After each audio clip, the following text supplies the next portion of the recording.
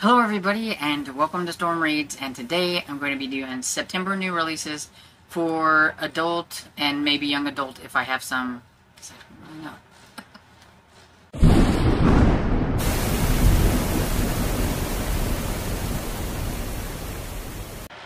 Okay, so I don't think I have quite as many in this section as I did like middle grade, but I do have a few and everything. So I'm just going to jump into it, and hopefully this won't be extremely long, but yeah, you know how I am. Anyways, so the first one I have is French Quarter Fright Night by Ellen Byron. This is the third book in the Vintage Cookbook Mystery series. It's cozy mystery. I really love Ellen Byron, and I really like this series. And this one is coming out September 3rd, and it's from Severn House. And this one is, as you can tell by the cover, a Halloween one, so I'm excited. And it says, "Welcome to Bon Vivre Festival of Fear. Prepare for the spookiest night of your life." So it's Halloween in New Orleans, and the staff at the Bon Vivre Culinary House Museum are getting ready for it, decorating, and they have a haunted house tour that they're going to be having and everything.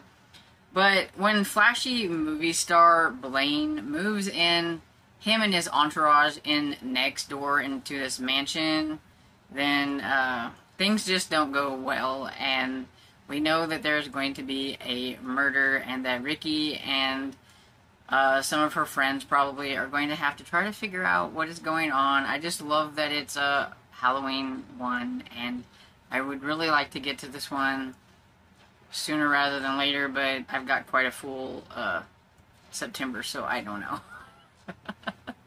The next one I have is A Body on the Flats by Max Manning, and this one comes out September 3rd from Jaffe Books.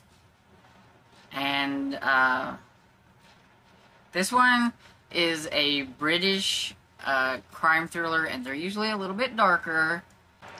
Lies bleed lies, and Detective Inspector Edison Kane should know he has a head full of thoughts he can't confess. Dark thoughts of his wife's killer. He tells his partner, D.C. Bailey Granger, that he's got it together and that he's fit to return to work. He almost believes it himself until the body washes up. And so this body that washes up on the mud flats of Lee-on-the-Sea is a body without any eyes. And he gets a mobile ping on his phone with an anonymous message that says, "Murder was so much easier than I thought. See no evil." So everybody knows the saying, so that means that there's probably going to be a couple more bodies turning up, and so it's kind of a race against time to try to find this killer, and maybe he's not really fit to be back to work, so I guess we'll see how things go and if he unravels as he's trying to find a killer. We'll see. It sounds kind of interesting anyway. Next up we have Jackel and Hyde Consulting Detectives by Tim Major. This one comes out September 3rd as well from Titan Books. And this is about Muriel Carrell, who is attending a lavish society party, and the last person she expects to bump into is her ex-fiancé, Henry Jackel, a man she's not seen in many years. When Jackel turns out to be investigating a series of missing persons in London, Muriel is intrigued. But Jackel is not working alone, and so if Muriel wants to aid in the investigation, she must also not only work with Henry, but with his partner, the monstrous and uncouth Mr. Hyde. So it says, as their search takes a dark turn, the missing person turns into a murder investigation, and Muriel finds herself deep in the mystery involving the nefarious group exploring their own hidden alter egos within the beating heart of London's high society. To solve the case and to bring those responsible to justice, Muriel finds herself having to work and trust Mr. Hyde. And this could mean uncovering secrets about her own self that she never dreamed of discovering. I think it sounds kind of fun, that it's kind of an interesting take, I guess, on Dr. Jekyll and Mr. Hyde. Honestly, I was never a big fan of that book. I read it and everything. I like things about Dr. Jekyll and Mr. Hyde. I just didn't really care for the actual book. I thought it was kind of boring. So I think this sounds kind of interesting. Now this next one's not going to be for everybody. This one here is probably mostly for me, but I know that there are some horror people out there that might find this one interesting. And I've read books by this author before, and so this is Sleep Tight by J.H. Marquette. Marquette. I don't know exactly how you say that. Yeah, I probably butchered it. So it either comes out September 10th or September 24th, because there are 2 dates on Goodreads, so we're just going to go with the 10th. And it may be out later than that. But anyway, this one is about, there was this serial killer named Father Silence who once terrified the rural town of Twisted Tree, disguising himself as a priest to prey upon the vulnerable members of society. When the police finally found his house of horrors, they uncovered 19 bodies and 1 survivor. That boy is now locked away in a hospital for the criminally insane. Nearly 2 decades later, Father Silence is finally put to death, but then the next morning, the detective who made the arrest is found dead. A new serial killer is taking credit for the murder and calling himself the Outcast. So, the detective's daughter, Tess, is also a detective, and she has haunted by some childhood trauma, and now add the horrifying death of her father, and this resurgence of, like, a new Father Silence with this outcast. Then, not only that, but her daughter is also kidnapped by the outcast. So Tess is forced to face her worst fears and long-buried memories, and she's going to have to track down this serial killer. And yeah, it's a horror thriller mystery, and like I said, I've liked this guy's writings before, so I'm hoping I'm going to enjoy this one whenever I get to it, because it probably won't be anytime soon. This next one, I'm a little iffy on. I don't know exactly how I feel about it, but part of me thinks it sounds kind of interesting. And it's called Dark Waters by Deborah Sedoué. I'm probably butchering that, sorry. Comes out September 12th, and this one is from Bloodhound Books. So in this one we have Michelle, who has a gift, but it's a gift that kind of haunts her, and she's wanting to try to make a fresh start, so she leaves Australia, moves to London, and away from the pain that's caused from her cheating husband and her own infertility. But Michelle's not like all the others. She has the ability to see and speak to the dead. When she encounters Ned, who died in 1848, she wonders what's keeping him trapped. As she explores Ned's past, she learns of a tragic fate of Clara, who was Ned's lover. Now that she knows about what haunts Ned, can she help him and maybe at the same time help herself? Because sometimes the keys to unlocking the happier future, it lies in the dark waters of the past. So, I don't know. It sounds kind of interesting, but at the same time, I'm not sure. But I thought some others might think it sounds interesting too. So this next one I have, I think will make a lot of people happy. A lot of people have really enjoyed this author's other series. But he's got a brand new series now. And so this one is called We Solve Murders by Richard Osman. And this one comes out September 17th from Pamela Dorman Books. And this one is about Steve Wheeler, who is a retired cop. He does the odd bit of investigation here and there, but he prefers the familiar habits and routines. The pub quiz, his favorite bench, his cat waiting for him at home when he comes home. His days of adventure are over. He is going to leave that to his daughter-in-law, Amy. It's her business now. Amy Wheeler thinks adrenaline is good for the soul. As a private security officer, she doesn't stay still long enough for habits or routines. She's currently on a remote island keeping world-famous author Rosie D'Antonio alive, which was meant to be an easy job. Then a dead body, a bag of money, and a killer with their sights on Amy has her sending an SOS to the only person she trusts. A breakneck race around the world begins, but can Amy and Steve stay one step ahead of this lethal enemy? And so I think it's kind of cool that you're going to get a retired cop and then you're going to get a younger, like, private security officer, kind of in the same kind of field.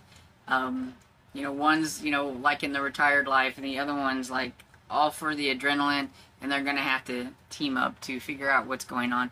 And it sounds fun. And I've liked the Thursday Murder Club, so I'm hoping I'm going to like this one too.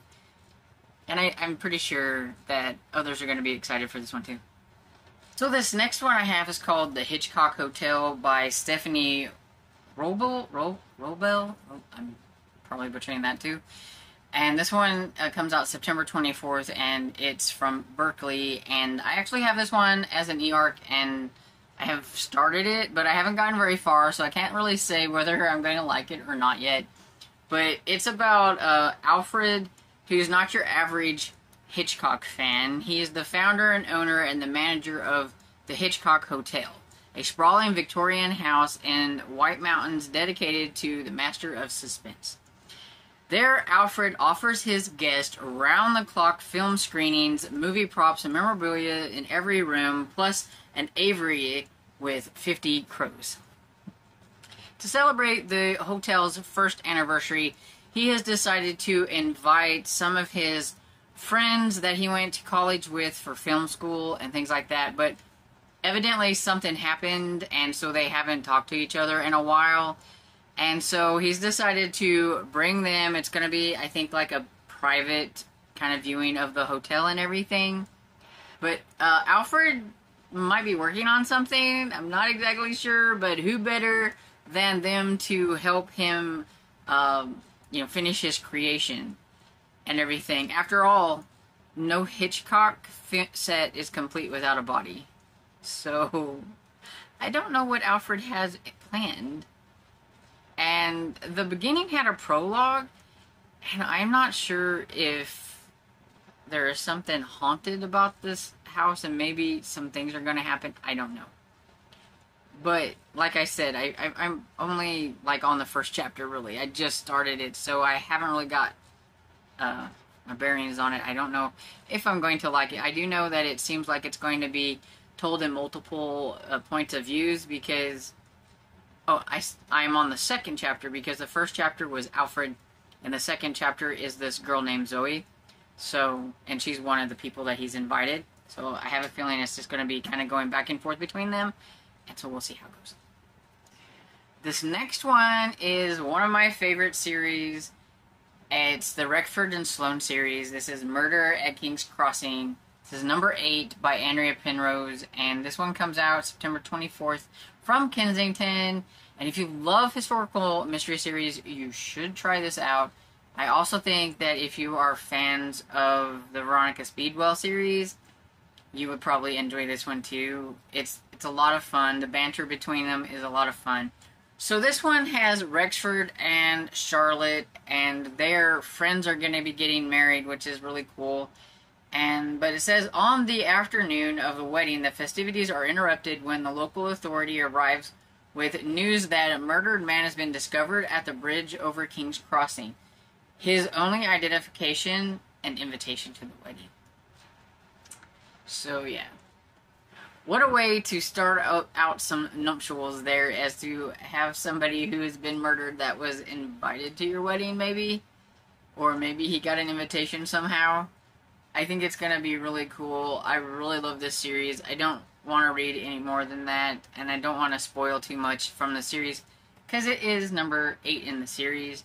But I just really think that if you like historical mysteries, should really try this one, and you should start from the beginning because there is definitely a lot of character growth between things in this one, in this series, and you really do need to start from the beginning.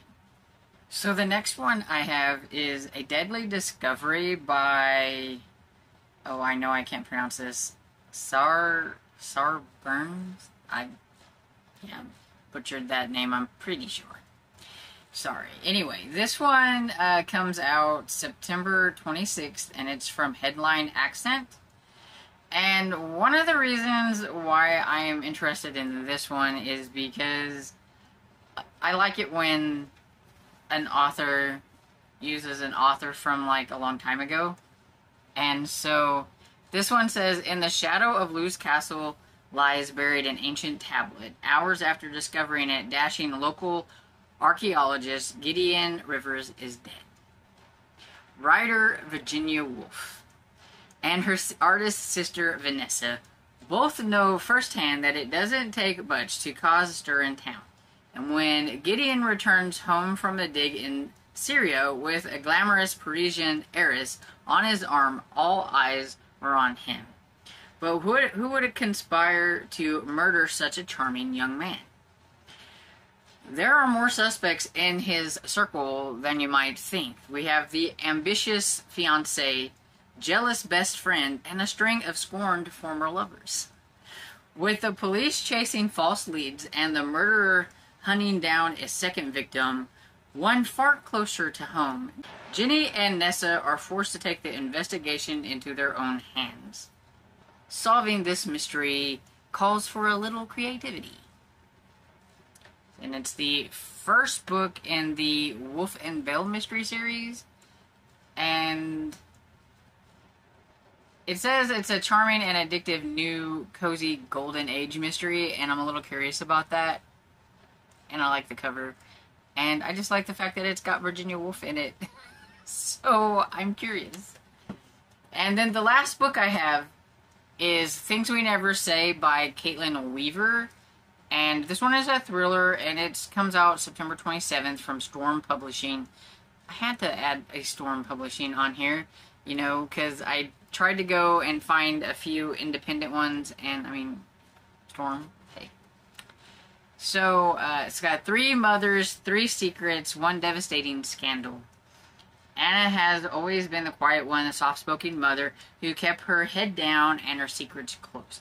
But when she's thrown together with Maggie and Rita at the PTA project, they begin to bond over wine and gossip, and slowly the truth behind their picture-perfect lives. Uh-oh. As a relationship therapist, Maggie is struggling with the painful, embarrassing reality of her floundering marriage.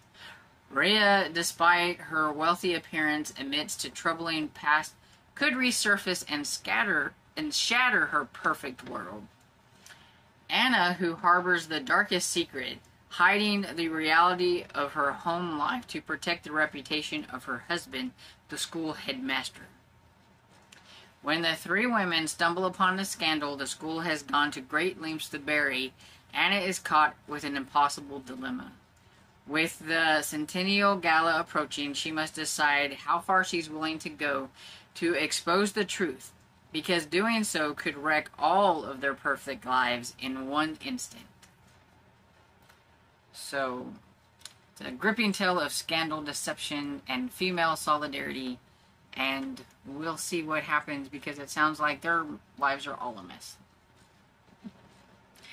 But anyway, that's the last one I have, and it looks like I had no young adult this time, so it's just all adult books and everything. And let me know what you thought about any of these. Do they sound interesting to you? And also, I never can find all the books that I think sound cool, so if you have found any September books that you are interested in, please feel free to leave them down in the comments as well, so that we can all go look at them and add them to our TBRs.